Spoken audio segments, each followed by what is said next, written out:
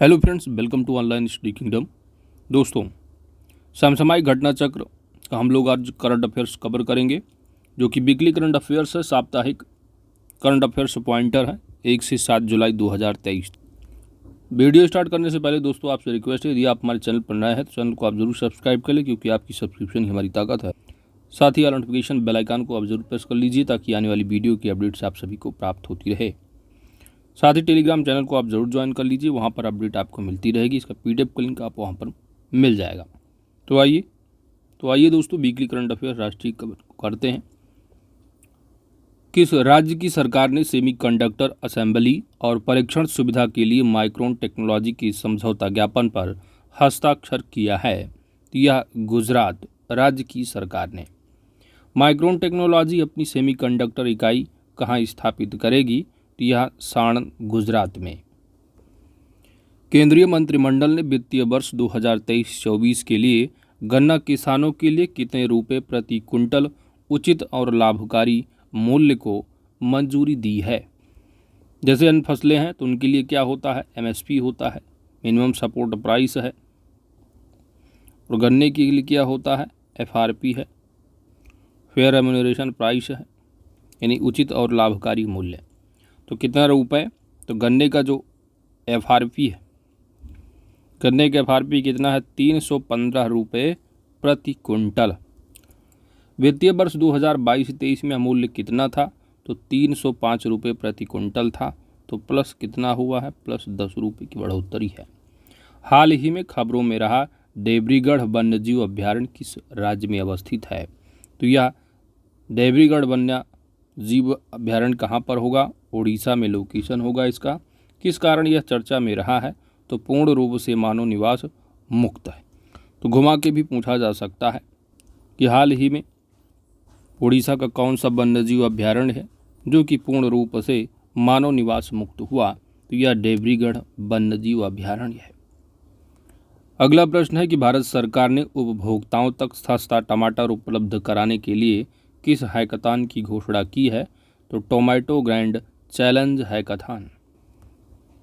किस राज्य में जगनन्ना अम्मा बोडी योजना शुरू की गई है? आंध्र प्रदेश में। भारत की पहली पुलिस ड्रोन यूनिट कहाँ प्रारंभ की गई है? तो भारत की पहली पुलिस ड्रोन यूनिट है कहाँ पर? चेन्नई, तमिलनाडु में। इस यूनिट को किसके द्वारा प्रारंभ किया गया है? तो ग्रेटर चेन्नई सिटी पुलिस के द्वारा प्रारंभ किया गया है। नागपुर के इतवारी रेलवे स्टेशन का नाम किस महान हस्ती के नाम पर रखने का निर्णय लिया गया है? सुभाष चंद्र बोस के नाम पर। हेमिस तेसेचू महोत्सव किस राज्य में मनाया जाता है? तो हेमिस तेसेचू महोत्सव का संबंध किस राज्य से है? तो यह यूनियन टेरिटरी लद्दाख से है। यह महोत्सव किस अवसर पर मनाया जाता है? तो गुरु पद्मसंभव की जयंती पर। गुरु पद्मसंभव की जयंती पर हेमिस तेसेचू महोत्सव किस राज्य में मनाया जाता है? तो यह यूनियन टेरिटरी लद्दाख में। राष्ट्रीय सिकल सेल एनीमिया मुक्ति मिशन का शुभारंभ कहाँ पर किया गया है? इम्पॉर्टेंट फैक्ट है, राष्ट्रीय सिकल सेल एनीमिया मुक्ति मिशन का शुभारंभ 1 जुलाई 2023 को शहडोल मध्य प्रदेश से किया गया है। तो शहडोल मध्य प्रदेश से किसने शुभारंभ मिशन का किया है? तो प्रधानमंत्री नरेंद्र मोदी के द्वारा किया गया है। भारत में सिकल सेल एनीमिया से मुक्ति का लक्ष्य है वह कब तक है? तो इम्पॉर्टेंट फैक्ट है, भारत में सिकल सेल एनीमिया मिशन का जो शुभारंभ है वह शहडोल मध्य प्रदेश से किया गया है 1 जुलाई 2023 को। किसके द्वारा? प्रधानमंत्री मोदी के द्वारा किया गया है। इसका लक्ष्य कब तक है मुक्ति का? तो वर्ष 2047 तक। सिकल सेल एनीमिया मुक्ति मिशन की घोषणा कब की गई थी? तो केंद्रीय बजट 2023-24 की बजट में। भारत में 75 लाइट हाउसों को पर्यटन स्थल में बदलने के लिए अभियान की शुरुआत किस मंत्रालय ने की है? तो 1 जुलाई 2023 को पत्तनपोत परिवहन और जलमार्ग मंत्रालय के द्वारा भारत में 75 लाइट हाउसों को पर्यटन स्थल में बदलने के लिए अभियान की शुरुआत की गई है। इस अभियान का शुरुआत जो है कहाँ से की गई है? तो गुजरात के द्वारका गोपीनाथ योम बेरावल प्रकाश स्तंभों से शुरुआत की गई है। भारत के पहले स्वदेशी परमाणु रिएक्टर का वाणिज्यिक संचालन कहाँ शुरू हुआ है? भारत का पहला स्वदेशी परमाणु रिएक्टर का वाणिज्यिक जो संचालन है कहाँ शुरू हुआ है? तो यह काकरापार गुजरात में। इस परमाणु रिएक्टर की जो क्षमता है वह कितनी है? 700 मेगावाट की है। राष्ट्रीय समुद्री विरासत परिसर कहाँ विकसित किया जाएगा? तो यह लोथल गुजरात में किया जाएगा। इस परिसर का विकास किस योजना के अंतर्गत किया जाएगा? तो यह सागरमाला योजना के अंतर्गत। अपनी तरह की पहली प्रदर्शनी बैंकिंग ऑन वर्ल्ड हेरिटेज कहाँ आयोजित की गई है? तो यह नई दिल्ली में आयोजित की गई है। भारत में निर्मित अक्षर रिवर क्रूज का वीडियो कॉन्फ्रेंसिंग के माध्यम से कहाँ शुभारंभ किया गया है? यह साबरमती रिवर फ्रंट पर। इसका शुभारंभ किसने किया है? तो गृह मंत्री अमित शाह ने। अगला प्रश्न है कि अजित पवार ने किस राज्य में उप मुख्यमंत्री के रूप में शपथ ली है? तो यह महाराष्ट्र में 2 जुलाई 2023 को। अजित पवार किस पार्टी के नेता हैं? राष्ट्रवादी कांग्रेस पार्टी यानी एनसीपी के। वर्तमान में महाराष्ट्र के मुख्यमंत्री कौन है? एकनाथ शिंदे हैं। टीएस सिंहदेव किस राज्य के उप मुख्यमंत्री बने हैं? तो टीएस सिंहदेव छत्तीसगढ़ राज्य के उप मुख्यमंत्री बने हैं। वर्तमान में छत्तीसगढ़ के मुख्यमंत्री कौन हैं? भूपेश बघेल हैं। भारत का सबसे बड़ा नेचुरल जो आर्क है किस राज्य में खोजा गया है? तो यह उड़ीसा राज्य में खोजा गया है। किसके द्वारा खोजा गया है? भारतीय भूवैज्ञानिक सर्वेक्षण के द्वारा। अक्षर रिवर क्रूज का शुभारंभ कहाँ पर किया गया है? तो 2 जुलाई 2023 को अक्षर रिवर क्रूज का शुभारंभ साबरमती रिवर फ्रंट गुजरात में किया गया है। इस क्रूज का निर्माण किसके द्वारा किया गया है? अहमदाबाद म्यूनिसिपल कॉरपोरेशन और Sabarmati river front development corporation limited द्वारा किया गया है। इस क्रूज सेवा का उद्घाटन किसके द्वारा किया गया? केंद्रीय गृह एवं सहकारिता मंत्री अमित शाह के द्वारा वीडियो कॉन्फ्रेंस के माध्यम से। भारत में तैयार हुई पहली पैसेंजर कैटामरीन का क्या नाम है? तो अक्षर रिवर क्रूज नाम दिया गया है। अगला प्रश्न है कि राजनीतिक दलों द्वारा योगदान रिपोर्ट, लेखा परीक्षित, वार्षिक खाता और चुनावी खर्चा वक्तव्य दाखिल करने के लिए एक वेब पोर्टल किसके द्वारा लॉन्च किया गया है? तो यह निर्वाचन आयोग के द्वारा लॉन्च किया गया है। अगला प्रश्न है किस जगह अंतर्राष्ट्रीय छात्रावास मधुमास का शुभारंभ किया गया है? तो 3 जुलाई 2023 को अंतर्राष्ट्रीय छात्रावास मधुमास का शुभारंभ भारतीय कृषि अनुसंधान संस्थान नई दिल्ली में किया गया है। शुभारंभ जो किया गया है वह केंद्रीय कृषि एवं किसान कल्याण मंत्री नरेंद्र सिंह तोमर के द्वारा। यह कितने बिस्तरों वाला छात्रावास है? तो 504 बेड वाला ये छात्रावास है। अगला प्रश्न है कि डाक विभाग द्वारा किस राज्य के 9वें स्थापना वर्ष के अवसर पर विशेष डाक कवर जारी किए गए हैं? तो 26 जून 2023 को। कौन सा स्टेट है? तो यह तेलंगाना है। इस पोस्टल कवर में किस स्तूप को दर्शाया गया है? धूलिकट्टा स्तूप को। कौन सा स्तूप है? धूलिकट्टा स्तूप। यह स्तूप बौद्ध धर्म के किस संप्रदाय से संबंधित है? तो यह हीनयान से संबंधित है। यह स्तूप किस राज्य में है? तेलंगाना राज्य में है। केंद्रीय पर्यटन मंत्री जी किशन रेड्डी ने इस अवसर पर किस पोस्ट कार्ड का सेट जारी किया है? तो तेलंगाना में बौद्ध विरासत बावापुर कुरु का। अगला प्रश्न है कि भारत में नेवी गैलरी की स्थापना कहाँ पर की जाएगी? भारत में नेवी गैलरी की स्थापना कहाँ की जाएगी? तो यह नेशनल मैरीटाइम हेरिटेज कॉम्प्लेक्स। इसकी स्थापना हेतु किनके मध्य समझौता ज्ञापन पर हस्ताक्षर किया गया है? तो Indian navy, Indian coast guard तथा इंडियन पोर्ट रेल एवं रोपवे कॉरपोरेशन लिमिटेड ने हस्ताक्षर किया है। नेशनल मैरीटाइम हेरिटेज कॉम्प्लेक्स कहाँ पर स्थित है? तो यह लोथल गुजरात में स्थित है। अगला प्रश्न है ई-सारस।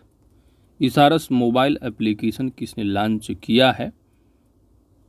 तो यह जुलाई 2023 में लॉन्च किया गया है, जो कि दीनदयाल अंत्योदय योजना राष्ट्रीय ग्रामीण आजीविका मिशन के द्वारा ई-सारस मोबाइल एप्लीकेशन लॉन्च किया गया है। इस मोबाइल एप्लीकेशन का क्या उद्देश्य है? इसका उद्देश्य है महिलाओं की स्व सहायता समूहों द्वारा निर्मित उत्पादों के विपणन हेतु ई कॉमर्स का साधन उपलब्ध कराना। इस मिशन का शुभारंभ किसने किया है? तो प्रधानमंत्री नरेंद्र मोदी ने किया है। भारत में सिकल सेल एनीमिया ई-सारस पूर्ति केंद्र का उद्घाटन कहाँ पर किया गया है? यह जनकपुरी दिल्ली में किया गया है। दीनदयाल अंत्योदय योजना राष्ट्रीय ग्रामीण आजीविका मिशन किस मंत्रालय की प्रमुख पहल है? तो यह ग्रामीण विकास मंत्रालय भारत सरकार की। इसे कब लॉन्च किया गया था? तो जून 2011 में लॉन्च किया गया था। अगला प्रश्न है रक्षा राज्य मंत्री अजय भट्ट ने किस जगह कैंटीन स्टोर डिपार्टमेंट डिपो के नए परिसर का उद्घाटन किया है? तो यह अम्बाला हरियाणा में। किस राज्य की सरकार ने मो जंगल जमी योजना की शुरुआत की है? तो मो जंगल जमी योजना उड़ीसा राज्य सरकार की है। इस योजना का उद्देश्य है कि वन अधिकार अधिनियम 2006 के तहत वन निवासियों के अधिकारों को मान्यता देना। अगला प्रश्न है किस राज्य की सरकार ने प्रधानमंत्री जन आरोग्य योजना के तहत बीमा कवर की राशि को दोगुना कर दिया है? तो यह गुजरात राज्य सरकार ने। प्रधानमंत्री जन आरोग्य योजना की राशि को बढ़ाकर कितना कर दिया गया है? तो 2 गुना किया। पहले 5 लाख था, अब कितना कर दिया गया है? 10 लाख रुपए कर दिया गया है। किस राज्य सरकार के द्वारा? गुजरात। प्रधानमंत्री जन आरोग्य योजना की शुरुआत कब की गई थी? तो 23 सितंबर 2018 को। डीजीसीए ने मानव रहित विमान प्रणाली और उन्नत हवाई मोबिलिटी के लिए किस सुरक्षा एजेंसी के साथ समझौता ज्ञापन पर हस्ताक्षर किया है? तो यूरोपीय संघ विमान सुरक्षा एजेंसी के साथ। भारत के बाहर पहला जो आईआईटी परिसर है कहाँ पर स्थापित किया जाएगा? तो यह जंजीबार तंजानिया में। भारत के बाहर पहला आईआईटी परिसर कहाँ? जंजीबार तंजानिया में। जंजीबार में किस आईआईटी का परिसर स्थापित किया जाएगा? तो आईआईटी मद्रास का। भारत ने वर्ष 2022 में अपने पशु डेटा बेस में कितनी पशु प्रजातियों को जोड़ा है? तो यह 664 पशु प्रजातियों को। इसमें कितनी नई प्रजातियां शामिल हैं? तो 467 नई प्रजातियां शामिल हैं। इसमें कितने नए रिकॉर्ड्स शामिल हैं, यानी जो कि पहली बार भारत में पाई जाने वाली प्रजातियां हैं? तो 197। देश ने वर्ष 2022 में अपने डेटाबेस में पौधों की कितनी प्रजातियों को जोड़ा है? 339 प्रजातियों को। यह खोज एवं रिकॉर्ड्स किसके द्वारा जारी किए गए हैं? तो भूपेंद्र यादव केंद्रीय पर्यावरण एवं जलवायु परिवर्तन मंत्री के द्वारा। अगला प्रश्न है कि किस राज्य ने राज्य भर की सभी रेस्तरां को यानी 24 घंटे खुले रहने की अनुमति दी है? तो ये हरियाणा राज्य सरकार ने। अगला प्रश्न है कि ताइवान ने कहाँ तीसरे ताइपे आर्थिक और सांस्कृतिक केंद्र स्थापित करने की घोषणा की है? तो यह मुंबई महाराष्ट्र में। भूमि धंसाव की निगरानी हेतु कहाँ 6 सिस्मोग्राम टावर स्थापित किए गए हैं? तो यह जोशीमठ उत्तराखंड में। इन टावरों को किसके द्वारा स्थापित किया गया है? तो राष्ट्रीय भूकंप विज्ञान केंद्र के द्वारा। राष्ट्रीय भूकंप विज्ञान केंद्र किस मंत्रालय के अधीन है? तो पृथ्वी विज्ञान मंत्रालय के अधीन है। नेक्स्ट है अंतर्राष्ट्रीय। तो संयुक्त राष्ट्र विकास कार्यक्रम का अवर महासचिव एवं सह प्रशासक किसे नियुक्त किया गया है? तो जू हाओलियांग को। किस देश ने दुनिया के प्रतिभाशाली व्यक्तियों को आकर्षित करने के लिए डिजिटल घुमंतू रणनीति का शुभारंभ किया है? तो यह कनाडा के द्वारा शुरू किया गया है। तो दुनिया के प्रतिभाशाली व्यक्तियों को आकर्षित करने के लिए डिजिटल घुमंतु रणनीति का शुभारंभ किसने किया है? कनाडा ने किया है। इस योजना के तहत डिजिटल घुमंतु कौन होंगे? तो जो विश्व के किसी अन्य जगह से काम कर सकता हो। काम करने के दौरान कितने दिनों के लिए डिजिटल घुमंतु को कनाडा जाने की अनुमति मिलेगी? तो 6 महीने के लिए। अगला प्रश्न है कि विश्व स्वास्थ्य संगठन किस कृत्रिम मधुरक को विश्व स्वास्थ्य संगठन किस कृत्रिम मधुरक को संभावित कैंसरकारी पदार्थ घोषित कर सकता है? तो यह एस्पार्टेम को। किसको? एस्पार्टेम को। ब्रिटेन के प्रधानमंत्री ने किस 101 वर्षीय सिख बुजुर्ग को पॉइंट्स ऑफ लाइट पुरस्कार से सम्मानित किया है? राजिंदर सिंह धट्ट को। अर्कादाग स्मार्ट सिटी का उद्घाटन किस देश में किया गया है? तुर्कमेनिस्तान में। इस स्मार्ट सिटी की जो लागत है वह कितनी है? 5 अरब डॉलर की। सुपरमार्केट में पतले प्लास्टिक बैग पर प्रतिबंध लगाने वाला दुनिया का पहला देश कौन बना है? 1 जुलाई 2023 को यह न्यूजीलैंड है। अमेरिका संघीय विमानन प्रशासन से विशेष उड़ान योग्यता प्रमाण पत्र प्राप्त करने वाली दुनिया की पहली इलेक्ट्रिक फ्लाइंग कार कौन बनी है? यह है LF मॉडल A। किस देश ने कुछ मानसिक स्वास्थ्य स्थितियों की चिकित्सा उपचार के लिए MDMA और मैजिक मशरूम के उपयोग की अनुमति दी है? यह ऑस्ट्रेलिया है। MDMA का जो पूरा नाम है वह क्या है? मिथाइलिनडिऑक्सी मेथाम्फेटामाइन। अकादमिक सहयोग को बढ़ावा देने और अनुसंधान पहल को बढ़ावा देने के लिए किन संस्थानों ने समझौता ज्ञापन पर हस्ताक्षर किए हैं? यह जाफना विश्वविद्यालय और IIT मद्रास ने। अगला घटनाक्रम आर्थिक से संबंधित है। तो आर्थिक परिदृश्य में पहला प्रश्न है कि किसी के द्वारा प्राथमिकता वाले क्षेत्र में ऋण को बढ़ावा देने के लिए एक एकीकृत पूल बाय आउट और सह उधार सेल शुरू किया गया है? यह बैंक ऑफ इंडिया के द्वारा। ICICI लोम्बार्ड जनरल इंश्योरेंस और ICICI प्रूडेंशियल लाइफ इंश्योरेंस ने कौन सा संयुक्त बीमा समाधान प्रारंभ किया है? तो यह है iShield। iShield किससे संबंधित है? तो स्वास्थ्य और जीवन बीमा से। भारत के निम्न कार्बन संक्रमण के लिए 1.5 बिलियन अमेरिकी डॉलर के वित्त पोषण को मंजूरी किसने प्रदान की है? विश्व बैंक ने। वित्तीय वर्ष 2022-23 में भारत का शीर्ष इलेक्ट्रॉनिक उत्पाद निर्यातक राज्य कौन रहा है? तो यह तमिलनाडु है। तमिलनाडु ने इस वित्त वर्ष में कुल कितने मूल्य का इलेक्ट्रॉनिक्स उत्पाद निर्यात किया है? तो 5.37 बिलियन अमेरिकी डॉलर का। दूसरे स्थान पर कौन सा राज्य रहा है? यह उत्तर प्रदेश रहा है। तो इम्पॉर्टेंट फैक्ट है, वित्तीय वर्ष 22-23 में भारत का जो शीर्ष इलेक्ट्रॉनिक उत्पाद निर्यातक राज्य रहा वह तमिलनाडु रहा है, जिसने 5.37 बिलियन अमेरिकी डॉलर का जो है इलेक्ट्रॉनिक उत्पाद निर्यात किया है। वहीं पर अपना जो प्यारा उत्तर प्रदेश है यह दूसरे स्थान पर रहा है। उत्तर प्रदेश ने कुल कितने मूल्य का इलेक्ट्रॉनिक उत्पाद निर्यात किया है? 4.90 बिलियन अमेरिकी डॉलर का।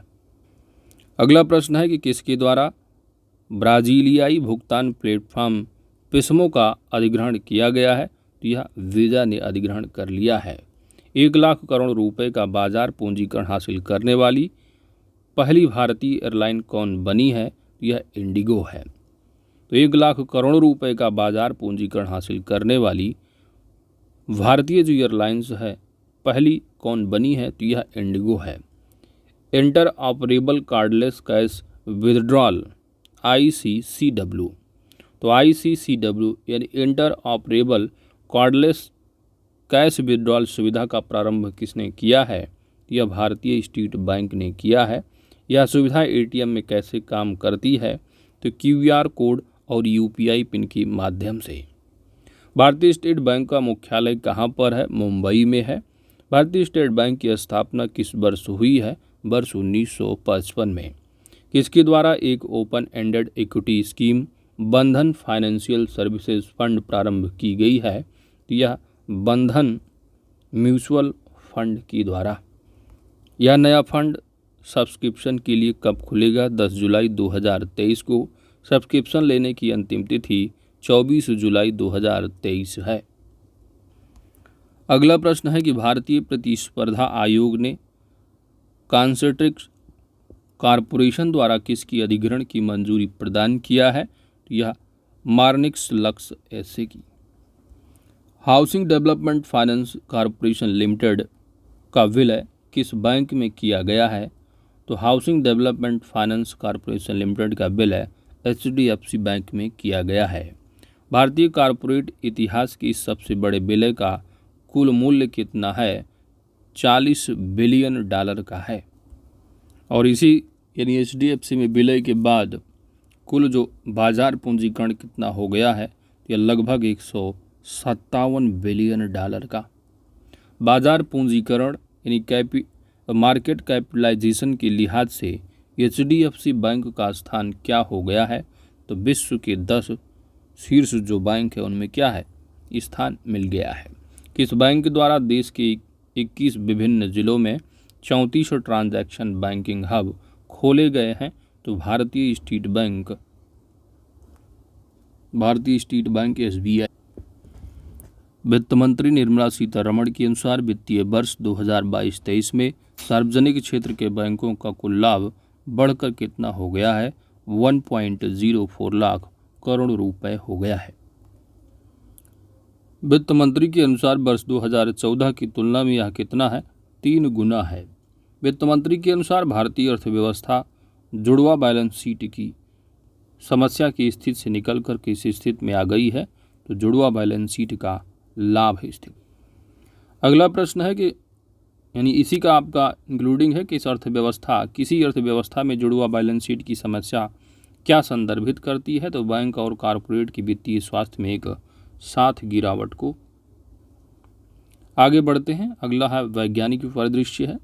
किस अंतरिक्ष उड़ान कंपनी ने अपनी पहली वाणिज्यिक अंतरिक्ष उड़ान प्रारंभ की है? Virgin galactic. यह उड़ान किस विमान द्वारा संचालित की गई है? यूनिटी रॉकेट विमान के द्वारा। भारत का पहला स्वदेशी निर्मित 700 मेगावाट परमाणु संयंत्र का वाणिज्यिक स्तर पर संचालन कहाँ शुरू किया गया है? तो काकरापार गुजरात में। इस संयंत्र का निर्माण किसके द्वारा किया गया है? तो यह nuclear power corporation of India limited के द्वारा। भारत सरकार ने ऐसे कितने दावित भारी जल परमाणु संयंत्रों के विकास की अनुमति दी है? 10। इन परमाणु संयंत्रों को किन चार जगहों पर विकसित किया जाएगा? यानी तो जो 10 परमाणु संयंत्र होंगे, ये गोरखपुर फतेहाबाद हरियाणा में, चोटका मध्य प्रदेश में, माही बसवाड़ा राजस्थान में और कैगा राजस्थान में। तो यहाँ यूपी स्पेशल की देखेंगे तो आप गोरखपुर, तो ये यूपी का नहीं है, ये फतेहा हरियाणा का है। ठीक है। बांग्लादेश और मॉरिशस के वैज्ञानिक एवं संयुक्त समुद्री अभियान में भाग लेने के लिए भारत के किस अनुसंधान पोत पर सवार हुए? तो सागर निधि। तो इस भारत का जो अनुसंधान पोत है नाम क्या है? सागर निधि। यह कार्यक्रम कितने दिनों तक चलेगा? लगभग 35 दिनों तक। इस कार्यक्रम का आधार क्या होगा? यह आधार क्या है? तो कोलंबो सुरक्षा कॉन्क्लेव है। यूक्लिड अंतरिक्ष यान को किसके द्वारा लॉन्च किया गया है? स्पेस एक्स के द्वारा। इसे किस रॉकेट के माध्यम से लॉन्च किया गया है? फाल्कन 9 रॉकेट के माध्यम से। इसे किस अंतरिक्ष केंद्र से लॉन्च किया गया है? तो केप कैनरावेल यूएसए से। इसे किसके द्वारा डिज़ाइन किया गया है? तो यूरोपीय अंतरिक्ष एजेंसी के द्वारा। इस यान को किस उद्देश्य से लॉन्च किया गया है? तो डार्क मैटर और डार्क एनर्जी के अध्ययन हेतु। दूरसंचार क्षेत्र में भारत की तकनीक प्रगति को बढ़ाने के लिए किसे लॉन्च किया गया है? तो 3 जुलाई 2023 को भारत 6G अलायंस को। इसे किसके द्वारा लॉन्च किया गया है? दूरसंचार विभाग के द्वारा लॉन्च किया गया है। इसके लिए कितना अनुदान आवंटित किया है केंद्र सरकार ने? तो 240.51 करोड़ रुपए का आवंटन किया गया है। अगला है कि वैश्विक जलवायु परिवर्तन के कारण वर्ष 2023 में विश्व का सबसे गर्म दिन कब दर्ज किया गया है? वेरी इंपॉर्टेंट प्रश्न है। तो वैश्विक जलवायु परिवर्तन के कारण वर्ष 2023 में विश्व का सबसे गर्म दिन कब दर्ज किया गया है? 3 जुलाई 2023 को। 3 जुलाई 2023 को वैश्विक औसत तापमान कितना दर्ज किया गया? तो ये कितना रहा है? तो 17.01 डिग्री सेल्सियस। अगला फैक्ट है, संक्षिप्तियाँ से संबंधित है कि किस जगह 17वीं भारतीय सहकारी कांग्रेस का आयोजन 1 से 2 जुलाई 2023 को किया गया है? नई दिल्ली में। 17वीं भारतीय सहकारी कांग्रेस का विषय जो था वह था अमृतकाल, जीवंत भारत के लिए सहयोग के माध्यम से समृद्धि। किस संस्था के द्वारा क्यूएस वर्ल्ड यूनिवर्सिटी रैंकिंग 2024 जारी की गई है? तो QS world university ranking exam में पूछा भी जाता है। तो यह कौन सी संस्था है जारी करने वाली? तो यह क्वार्टरली साइमंड्स संस्था है। क्यूएस वर्ल्ड यूनिवर्सिटी रैंकिंग में पहला स्थान किसने हासिल किया है? इम्पॉर्टेंट है, तो यूएसए की है MIT। QS world university ranking 2024 में भारत में पहला स्थान किसने प्राप्त किया है? IIT बॉम्बे ने। ओवरऑल 149वां स्थान है। तो टॉप 150 में आप कह सकते हैं, टॉप 100 में शामिल नहीं है, 149वां स्थान है। MIT यूएसए का कौन सा है? नंबर 1 है। तो IIT बॉम्बे पहले स्थान पर भारत में और ओवरऑल 149वां स्थान है। वहीं पर दूसरा स्थान जो रहा है वो IIT दिल्ली का, ओवरऑल 197वीं रैंकिंग है। अगला प्रश्न है कि विश्व क्षुद्रग्रह दिवस प्रतिवर्ष कब मनाया जाता है? 30 जून को। राष्ट्रीय हूल क्रांति दिवस प्रतिवर्ष कब मनाया जाता है? 30 जून को। हूल क्रांति का संबंध किस विद्रोह से है? संथाल विद्रोह, जो कि 1855 से संबंधित है। कई विभिन्न प्रतियोगी परीक्षाओं में आपसे पूछा जाता है। भारत और तंजानिया संयुक्त रक्षा सहयोग समिति की दूसरी बैठक कहाँ पर आयोजित हुई है? तो यह अरुषा तंजानिया में। केंद्रीय जांच ब्यूरो यानी CBI का, तो CBI का विशेष निदेशक किसे नियुक्त किया गया है? अजय भटनागर को। CBI का अतिरिक्त निदेशक किसे नियुक्त किया गया है? तो अनुराग एवं मनोज शशिधर को। डेलाइट या जोलाइट ने किसे अपना वरिष्ठ सलाहकार नियुक्त किया है? मनोज कोहली को। अगला है कि वन्यजीव श्रेणी में सियना ड्रोन फोटो अवार्ड्स 2023 किसने जीता है? तो एक सोते हुए हाथी की फोटो ने जीता है। यह फोटो किस टाइगर रिजर्व में ली गई है? Annamalai tiger reserve. यह फोटो किसके द्वारा खींची गई थी? तो KA धनुपारन के द्वारा खींची गई थी। अगला प्रश्न है चिखल कालो उत्सव। चिखल कालो उत्सव किस राज्य में मनाया गया है? तो यह गोवा राज्य में मनाया गया है। अंतर्राष्ट्रीय संसदवाद दिवस कब मनाया जाता है? 30 जून को मनाया जाता है। वर्ष 2023 के लिए इस दिवस की थीम क्या थी? तो ये है पार्लियामेंट्स फॉर द प्लैनेट। यह दिवस किस उपलक्ष्य में मनाया जाता है? तो यह दिवस अंतर संसदीय संघ की स्थापना दिवस के रूप में मनाया जाता है। इसकी स्थापना 1889 ईस्वी में हुई थी। भारतीय नवीकरणीय ऊर्जा विकास एजेंसी लिमिटेड की 36वें वार्षिक आम बैठक का आयोजन कहाँ पर किया गया है? तो नई दिल्ली में किया गया है। अगला है कि राष्ट्रीय चार्टर्ड अकाउंटेंट्स दिवस प्रतिवर्ष कब मनाया जाता है? तो ये आपका 1 जुलाई को। RD कंपनी का नया CEO किसे नियुक्त किया गया है? RD कंपनी के नए CEO गरनोट डालनर को नियुक्त किया गया है। 3 ट्रिलियन US के बाजार मूल्य को पार कर कितना ट्रिलियन US है? तो 3 ट्रिलियन US के बाजार मूल्य को पार करने वाली पहली कंपनी कौन है? तो यह एप्पल इंक है। वार्षिक यूके इंडिया अवार्ड्स में global Indian icon of the year पुरस्कार से किसे सम्मानित किया गया है? MC मैरी कॉम को। यूके भारत के सिनेमा में योगदान के लिए किसे लाइफ टाइम अचीवमेंट पुरस्कार से सम्मानित किया गया है? शेखर कपूर को। 46 वर्षों तक कार्य करने के बाद किसने HDFC के अध्यक्ष पद से इस्तीफा दे दिया? तो दीपक पारेख ने। ऑस्कर विजेता किस अभिनेता का 89 वर्ष की अवस्था में निधन हो गया? तो एलन आर्किन का। भारतीय स्टेट बैंक के मुख्य वित्तीय अधिकारी पद से किसने इस्तीफा दे दिया? चरणजीत सुरेंद्र सिंह ने। अगला प्रश्न है कि भारत का सॉलिसिटर जनरल पुनः किसे नियुक्त किया गया है? तुषार मेहता को। तुषार मेहता को पहली बार सॉलिसिटर जनरल कब नियुक्त किया गया था? वर्ष 2018 में। राष्ट्रीय चिकित्सक दिवस प्रतिवर्ष कब मनाया जाता है? 1 जुलाई को। वर्ष 2023 की थीम क्या थी? तो celebrating resilience and healing hands. और जो राष्ट्रीय चिकित्सक दिवस है किस उपलक्ष्य में मनाया जाता है? तो डॉक्टर बिधान चंद्र की सम्मान में। कौन? डॉक्टर बिधान चंद्र राय की सम्मान में। बाल संरक्षण, सुरक्षा तथा बाल कल्याण पर क्षेत्रीय संगोष्ठी का उद्घाटन कहाँ पर किया गया है? नई दिल्ली में। अगला प्रश्न है कि साईं हीरा ग्लोबल कन्वेंशन सेंटर का उद्घाटन कहाँ पर किया गया है? तो यह पुट्टपर्थी आंध्र प्रदेश में इस कन्वेंशन सेंटर का उद्घाटन किसके द्वारा किया गया है? तो प्रधानमंत्री मोदी के द्वारा। अगला है यूएन वैश्विक सतत विकास रिपोर्ट 2023 किसके द्वारा जारी किया गया है? तो यूएन वैश्विक सतत विकास रिपोर्ट 2023 जो जारी किया गया है वो सस्टेनेबल डेवलपमेंट सॉल्यूशंस नेटवर्क द्वारा जारी किया गया है। वैश्विक सतत विकास रिपोर्ट 2023 की सस्टेनेबल डेवलपमेंट गोल्स रैंकिंग में भारत किस स्थान पर है? 112 रैंक है, 112वें स्थान पर है। इस रैंकिंग में शीर्ष देश कौन सा है?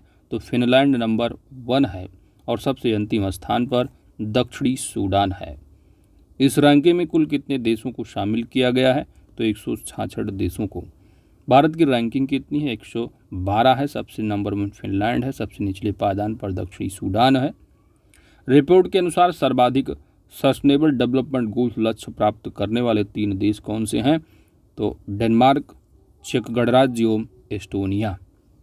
तो ये सर्वाधिक लक्ष्य प्राप्त करने वाले 3 देश हैं। डेनमार्क नंबर 1 है जबकि शीर्ष रैंकिंग फिनलैंड को है। रिपोर्ट के अनुसार सबसे कम एसडीजी लक्ष्य प्राप्त करने वाले 3 देश कौन से हैं? तो म्यांमार है, वेनेजुएला है एवं पपुआ न्यू गिनी है। भारत ने कितने सस्टेनेबल डेवलपमेंट लक्ष्य गोल्स लक्ष्यों को प्राप्त किया है? तो कितने एसडीजी को? तो 2। उत्तरदायी उपभोग एवं उत्पादन तथा क्लाइमेट एक्शन। अगला प्रश्न है कि पंजाब विधानसभा के किस पूर्व डिप्टी स्पीकर का 73 वर्ष की अवस्था में निधन हो गया? तो वीर देविंदर सिंह का। अगला है वैश्विक शांति सूचकांक। वैश्विक शांति सूचकांक किसके द्वारा जारी किया गया है? 27 जून 2023 को। तो यह institute for economic and peace द्वारा जारी किया गया है। 163 देश इसमें शामिल रहे हैं। सूचकांक में सबसे शांतिपूर्ण देश कौन सा रहा? आइसलैंड रहा है, यानी आइसलैंड नंबर 1 रहा है शांति सूचकांक में। वहीं पर सबसे कम शांतिपूर्ण जो देश रहा वो अफगानिस्तान रहा है। और भारत की रैंक कितनी है वैश्विक शांति सूचकांक में? तो 126 है। तो वैश्विक शांति सूचकांक 2023 में भारत की रैंकिंग 126 है। आइसलैंड नंबर 1 है, सबसे निचले पायदान पर अफगानिस्तान है। 163 देश शामिल किए गए। भारत की G20 अध्यक्षता के तहत स्टार्टअप 20 शिखर सम्मेलन कहाँ पर आयोजित किया गया है? इम्पोर्टेंट है और यह गुरुग्राम हरियाणा में। यूएई भारत आर्थिक शिखर सम्मेलन कहाँ आयोजित किया गया? तो यह आबू धाबी संयुक्त अरब अमीरात में। इस सम्मेलन का जो विषय था वो था fasting synergies uniting the falcon and tiger economies. Bharat और वियतनाम के बीच विधि और न्याय के क्षेत्र में सहयोग पर द्विपक्षीय बैठक कहाँ पर आयोजित हुई है? नई दिल्ली में। यह बैठक किन 2 लोगों के बीच हुई? तो अर्जुन राम मेघवाल जो कि भारत के रहे तथा लेह थान लांग जो कि वियतनाम से रहे। भारत के सॉलिसिटर जनरल के रूप में पुनः किसे नियुक्त किया गया है? तो तुषार मेहता को। वर्तमान में भारत के अटॉर्नी जनरल कौन है? आर वेंकट रमणी हैं। भारतीय संविधान के किस अनुच्छेद में अटॉर्नी जनरल का प्रावधान है जो कि आपके एग्जाम में बार बार पूछा जाता है? तो आर्टिकल 76 है। अगला फैक्ट है कि वैश्विक पर्यावरण सुविधा यानी ग्लोबल एनवायरनमेंट फैसिलिटी की परिषद की 64वीं बैठक कहाँ पर आयोजित की गई है? तो ब्रासीलिया ब्राजील में। इस बैठक में जलवायु परिवर्तन से निपटने के लिए कितने बिलियन डॉलर के वितरण को मंजूरी दी गई है? 1.4 बिलियन डॉलर। वैश्विक पर्यावरण सुविधा की स्थापना तो ग्लोबल एनवायरनमेंट फैसिलिटी की स्थापना वर्ष 1991 ईस्वी में की गई थी। भारतीय नौसेना के नौसैनिक जहाज आईएनएस सुनैना ने किस देश का दौरा किया है? तो मोजाम्बिक देश का। आईएनएस सुनैना ने मोजाम्बिक के किस बंदरगाह का दौरा किया? तो बीरा बंदरगाह का। मोजाम्बिक की राजधानी का नाम है मापुटो। अगला प्रश्न है कि विश्व यूएफओ दिवस प्रतिवर्ष कब मनाया जाता है? तो हर साल 2 जुलाई को मनाया जाता है। अगला है कि विश्व खेल पत्रकार दिवस प्रतिवर्ष कब मनाया जाता है? 2 जुलाई को मनाया जाता है। यह दिवस किसकी स्थापना की स्मृति में मनाया जाता है? तो इंटरनेशनल स्पोर्ट्स प्रेस एसोसिएशन की स्थापना की स्मृति में मनाया जाता है। इंटरनेशनल स्पोर्ट्स प्रेस एसोसिएशन की स्थापना 2 जुलाई 1924 को की गई थी। अगला है अनुराग वर्मा को किस राज्य का मुख्य सचिव नियुक्त किया गया है? तो 1 जुलाई 2023 को अनुराग वर्मा को पंजाब राज्य का मुख्य सचिव नियुक्त किया गया है। वस्तु एवं सेवा कर जीएसटी, गुड्स एवं सर्विस टैक्स, तो गुड्स एंड सर्विस टैक्स दिवस प्रतिवर्ष कब मनाया जाता है? 1 जुलाई 2017 को, क्योंकि जो पहला जीएसटी रहा है, तो जीएसटी जब आप जानते हो लागू कब हुआ है, तो 2017 में 1 जुलाई 2017 में लागू हुआ। और पहला जो जीएसटी दिवस है, 1 साल बीत गया, 1 साल पूर्ण होने पर जो है 1 जुलाई 2018 को पहला जो है जीएसटी दिवस के रूप में मनाया गया था। अंतर्राष्ट्रीय सहकारिता दिवस कब मनाया जाता है? तो जुलाई माह के प्रथम शनिवार को। वर्ष 2023 में इस दिवस की थीम क्या है? तो अंतर्राष्ट्रीय सहकारिता दिवस की थीम 2023 की क्या रही है? तो cooperative partners for accelerated sustainable development. और यह 23 में कब मनाया गया है? तो सिंपल सी बात, जुलाई के माह के प्रथम शनिवार को। तो 2023 में जुलाई माह का जो पहला शनिवार रहा 1 जुलाई को था। अगला है कि राष्ट्रीय साइबर समन्वय केंद्र का नया प्रमुख किसे नियुक्त किया गया है? MU नायर को। ये भारत के किस क्रम की साइबर सुरक्षा प्रमुख हैं? तीसरे। इन्होंने इस पद पर किसका स्थान ग्रहण किया है? तो डॉक्टर राजेश पंत का। भारत के प्रथम साइबर सुरक्षा प्रमुख कौन थे? गुलशन राय थे। अगला प्रश्न है कि सैन्य मामलों के विभाग के अतिरिक्त सचिव के पद पर किसे नियुक्त किया गया है? अतुल आनंद को। इस पद पर उन्होंने किसका स्थान ग्रहण किया है? लेफ्टिनेंट जनरल अनिल पुरी का। अंतर्राष्ट्रीय प्लास्टिक बैग मुक्त दिवस कब मनाया जाता है? तो हर साल 3 जुलाई को मनाया जाता है। यह दिवस प्रथम बार कब मनाया गया था? 3 जुलाई 2008 को। किन 2 देशों के बीच समुद्री अभ्यास जिमवैक्स, तो जिमेक्स 2023 की 7वें संस्करण का आयोजन जो किया गया है 5 से 10 जुलाई 2023 को। तो जिमेक्स किन के बीच है? तो जिमेक्स जो है आपका वो जापान इंडिया मरीन एक्सरसाइज है, जो कि जापान यानी भारत और जापान के मध्य है। तो जिमेक्स 2023 जो रहा है भारत और जापान के बीच, इसका आयोजन कहाँ पर किया गया है? तो ये तो जापान में होगा, भारत में तो भारत में हुआ है। जिमेक्स 2023 कहाँ पर किया गया है? तो यह विशाखापत्तनम में। 6 दिवसीय यह अभ्यास कितने चरणों में आयोजित किया गया? 2 चरणों में आयोजित किया गया। किस कंपनी को एसोचैम बिजनेस एक्सीलेंस अवार्ड 2023 से सम्मानित किया गया है? तो राष्ट्रीय खनिज विकास निगम को। राष्ट्रीय खनिज विकास निगम को कौन से 2 पुरस्कार प्राप्त हुए हैं? तो खनिज विकास पुरस्कार और employer brand of the year award. अगला प्रश्न है कि अंतर्राष्ट्रीय बौद्ध परिसंघ द्वारा धर्मचक्र प्रवर्तन दिवस कब मनाया जाता है? 3 जुलाई को मनाया जाता है। किस लेखक को उनकी साहित्यिक योगदान के लिए पेन पेंटर पुरस्कार 2023 से सम्मानित किया गया है? माइकल रोसेन को। पेन पेंटर जो पुरस्कार है इसकी स्थापना कब की गई थी? वर्ष 2009 में की गई थी। अगला प्रश्न है कि किस व्यक्ति को कोल इंडिया अध्यक्ष सह प्रबंध निदेशक के रूप में नियुक्त किया गया है? तो PM प्रसाद को। US स्वतंत्रता दिवस प्रतिवर्ष कब मनाया जाता है? तो US स्वतंत्रता दिवस प्रतिवर्ष 4 जुलाई को मनाता है। संयुक्त राज्य अमेरिका को ग्रेट ब्रिटेन से आज़ादी कब मिली थी? 4 जुलाई 1776 ईस्वी को। स्वामी विवेकानंद की पुण्यतिथि कब मनाई जाती है? तो हर साल 4 जुलाई को। स्वामी विवेकानंद ने रामकृष्ण मिशन की जो स्थापना की थी कब? वर्ष 97 ईस्वी में। अगला है कि travel agent association of India के 67वें सम्मेलन का आयोजन कहाँ पर किया गया है? कोलंबो, श्रीलंका में। अगला प्रश्न कि संयुक्त राष्ट्र सुरक्षा परिषद आर्टिफिशियल इंटेलिजेंस के खतरों पर पहली बार संयुक्त राष्ट्र सुरक्षा परिषद AI आर्टिफिशियल इंटेलिजेंस के खतरों पर पहली बैठक कब आयोजित करेगा? 18 जुलाई 2023 को आयोजित किया। यह बैठक किसके द्वारा आयोजित की गई? यह यूनाइटेड किंगडम द्वारा। अगला प्रश्न है कि उत्तर प्रदेश में वन महोत्सव कब आयोजित किया गया? तो यूपी स्पेशल के लिए इम्पोर्टेंट फैक्ट है। तो उत्तर प्रदेश में वन महोत्सव कब आयोजित किया गया? 1 से 7 जुलाई 2023 के मध्य आयोजित किया गया। अगला प्रश्न है कि उत्तर प्रदेश में सड़क सुरक्षा पखवाड़ा कब मनाया जाएगा? तो यह 4 जुलाई को बताया गया कि 17 से 31 जुलाई 2023 के मध्य मनाया जाएगा। संयुक्त राष्ट्र के खाद्य कृषि संगठन के महानिदेशक की दूसरे कार्यकाल हेतु किसे चुना गया है? तो क्यू डोंगयू को। किसको? क्यू डोंगयू। FAO के निदेशक के रूप में इन्हें पहली बार कब चुना गया था? वर्ष 2019 में। अगला प्रश्न है कि क्विक हिल टेक्नोलॉजीज का नया CEO किसे नियुक्त किया गया है? यह विशाल साल्वी को। अगला है आपका खेल परिदृश्य। भारत की पहली महिला कबड्डी लीग का आयोजन किस देश की मेजबानी में किया गया है?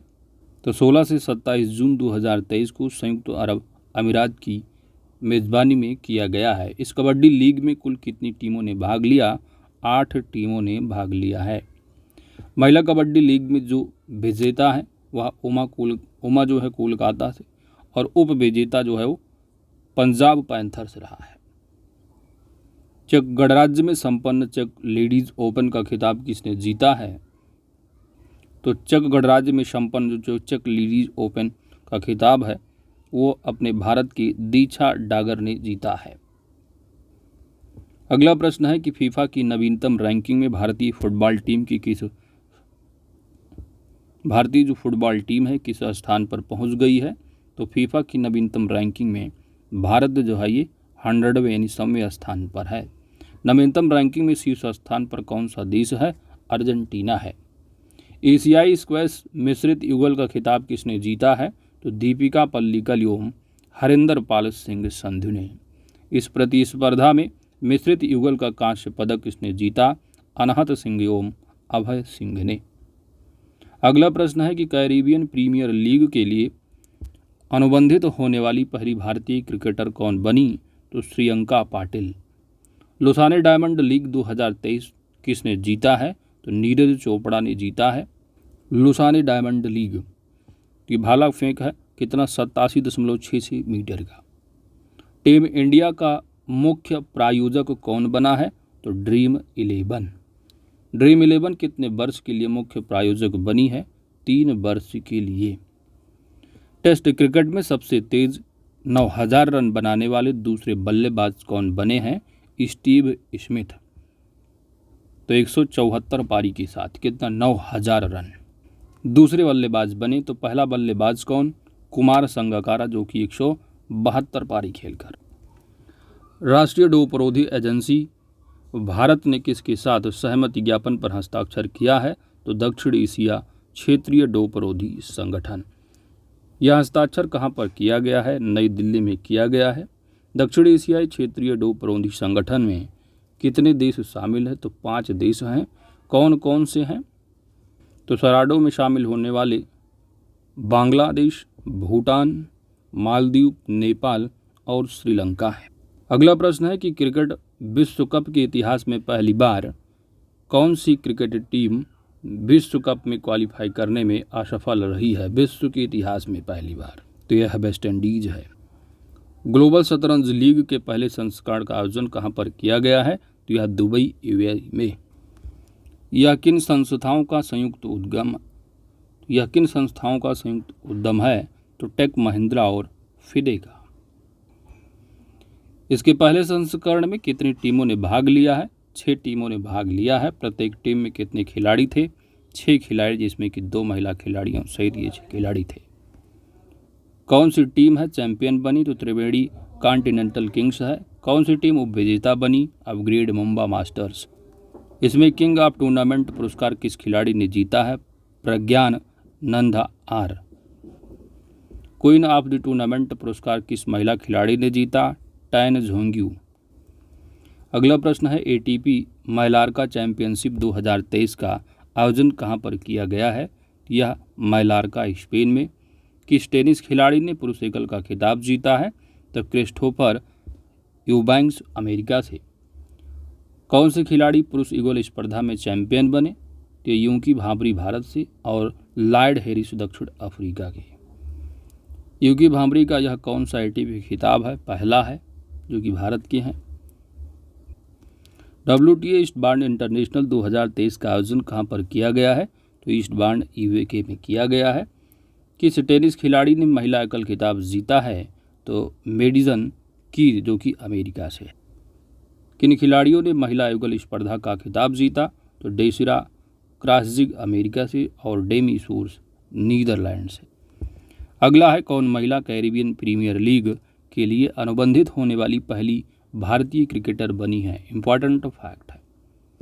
तो महिला कैरिबियन प्रीमियर लीग के लिए अनुबंधित होने वाली पहली भारतीय क्रिकेटर कौन बनी? यह श्रियंका पाटिल है। महिला कैरिबियन प्रीमियर लीग में श्रियंका पाटिल किस टीम का प्रतिनिधित्व करेंगी? तो यह गुयाना अमेजन वॉरियर्स का। अगला है कि किसको भारतीय बास्केटबॉल महासंघ का अध्यक्ष चुना गया है? आधव अर्जुन को। भारतीय बास्केटबॉल महासंघ की स्थापना वर्ष 1950 ईस्वी में की गई थी। वर्ष 2022-23 के लिए AIFF का पुरस्कार फुटबॉलर ऑफ द ईयर किसे नामित किया गया है? तो यह लल्लियानजुआला चांगते को। AIFF महिला फुटबॉलर ऑफ द ईयर किसे नामित किया गया है? मनीषा कल्याण। अगला प्रश्न है कि 37वां नौकायान सप्ताह और लेजर नेशनल चैंपियनशिप कहां पर आयोजित की गई है? यह 4 से 9 जुलाई 2023 के बीच हुसैन सागर झील में आयोजित की गई है, जो कि हुसैन सागर झील कहाँ है? हैदराबाद में।